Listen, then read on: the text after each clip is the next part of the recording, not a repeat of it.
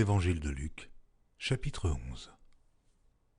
Jésus priait un jour en un certain lieu. Lorsqu'il eut achevé, un de ses disciples lui dit : « Seigneur, enseigne-nous à prier, comme Jean l'a enseigné à ses disciples. » Il leur dit : « Quand vous priez, dites : Père, que ton nom soit sanctifié, que ton règne vienne. Donne-nous chaque jour notre pain quotidien. Pardonne-nous nos péchés, car nous aussi, nous pardonnons à quiconque nous offense, et ne nous induis pas en tentation. » Il leur dit encore : « Si l'un de vous a un ami, et qu'il aille le trouver au milieu de la nuit pour lui dire : Ami, prête-moi 3 pains.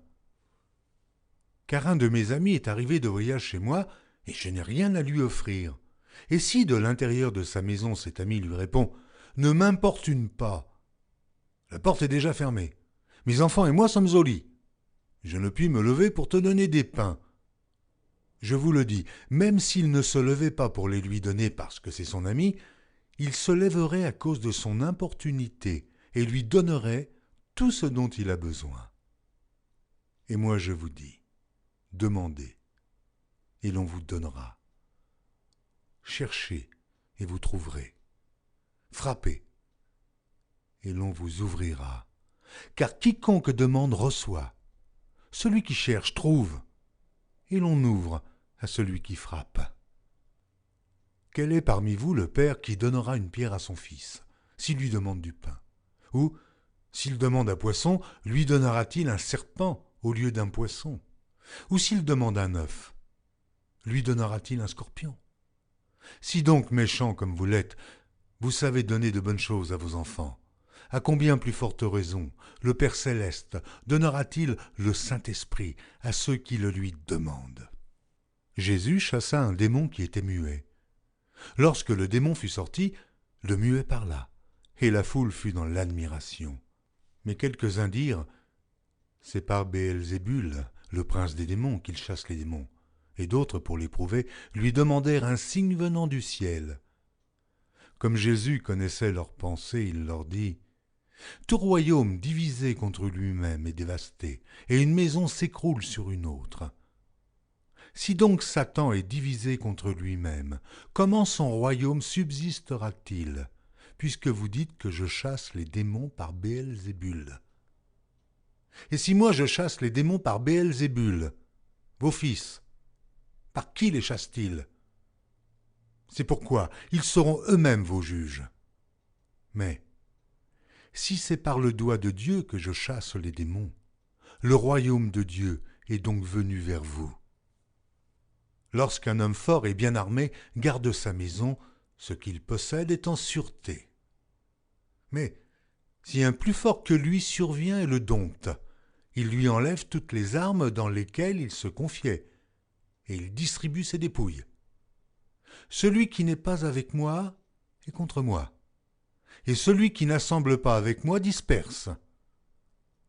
Lorsque l'esprit impur est sorti d'un homme, il va dans les lieux arides pour chercher du repos. N'en trouvant point, il dit : Je retournerai dans ma maison d'où je suis sorti. Et quand il arrive, il la trouve balayée et ornée. Alors il s'en va. Et il prend 7 autres esprits plus méchants que lui. Ils entrent dans la maison, s'y établissent. Et la dernière condition de cet homme est pire que la première. Tandis que Jésus parlait ainsi, une femme, élevant la voix du milieu de la foule, lui dit : Heureux le sein qui t'a porté, heureuses les mamelles qui t'ont allaité. Et il répondit : Heureux plutôt ceux qui écoutent la parole de Dieu et qui la gardent. Comme le peuple s'amassait en foule, il se mit à dire : Cette génération est une génération méchante. Elle demande un miracle. Il ne lui sera donné d'autre miracle que celui de Jonas. Car de même que Jonas fut un signe pour les Ninivites, de même le Fils de l'homme en sera un pour cette génération. La reine du Midi se lèvera au jour du jugement avec les hommes de cette génération et les condamnera parce qu'elle vint des extrémités de la terre pour entendre la sagesse de Salomon. Et voici, il y a ici plus que Salomon. Les hommes de Ninive se lèveront au jour du jugement avec cette génération et la condamneront, parce qu'ils ne se repentirent pas à la prédication de Jonas. Et voici, il y est ici plus que Jonas. Personne n'allume une lampe pour la mettre dans un lieu caché ou sous le boisseau, mais on la met sur le chandelier, afin que ceux qui entrent voient la lumière. Ton œil est la lampe de ton corps. Lorsque ton œil est en bon état, tout ton corps est éclairé. Mais lorsque ton œil est en mauvais état, ton corps est dans les ténèbres. Prends donc garde que la lumière qui est en toi ne soit ténèbres. Si donc tout ton corps est éclairé, n'ayant aucune partie dans les ténèbres, il sera entièrement éclairé, comme lorsque la lampe t'éclaire de sa lumière. Pendant que Jésus parlait, un pharisien le pria de dîner chez lui.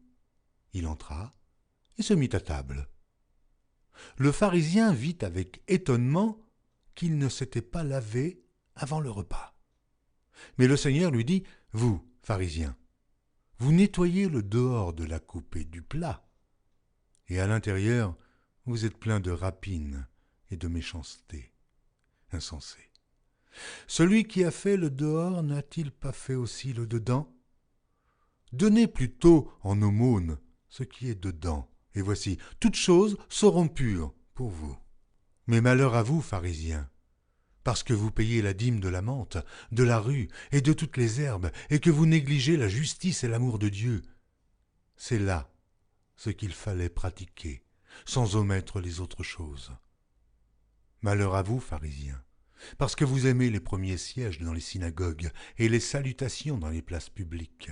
Malheur à vous, parce que vous êtes comme les sépulcres qui ne paraissent pas et sur lesquels on marche sans le savoir.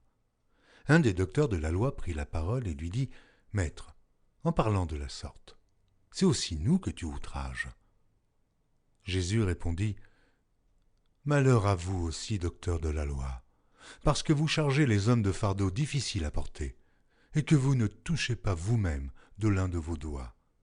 Malheur à vous, parce que vous bâtissez les tombeaux des prophètes que vos pères ont tués. Vous rendez donc témoignage aux œuvres de vos pères, et vous les approuvez, car eux, ils ont tué les prophètes, et vous bâtissez leurs tombeaux. C'est pourquoi la sagesse de Dieu a dit, « Je leur enverrai des prophètes et des apôtres, ils tueront les uns et persécuteront les autres. » Afin qu'il soit demandé compte à cette génération du sang de tous les prophètes qui a été répandu depuis la création du monde, depuis le sang d'Abel jusqu'au sang de Zacharie, tué entre l'autel et le temple, oui, je vous le dis, il en sera demandé compte à cette génération. Malheur à vous, docteurs de la loi, parce que vous avez enlevé la clé de la science, vous n'êtes pas entrés vous-même et vous avez empêché d'entrer ceux qui le voulaient.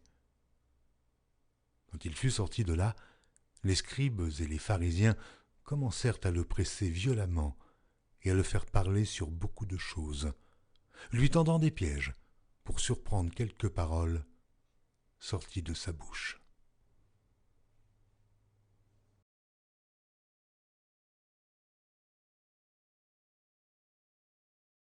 Retrouvez chaque jour sur EMCI TV une nouvelle lecture de la Bible illustrée en vidéo. Pour revoir ce programme, rendez-vous sur notre site emcitv.com.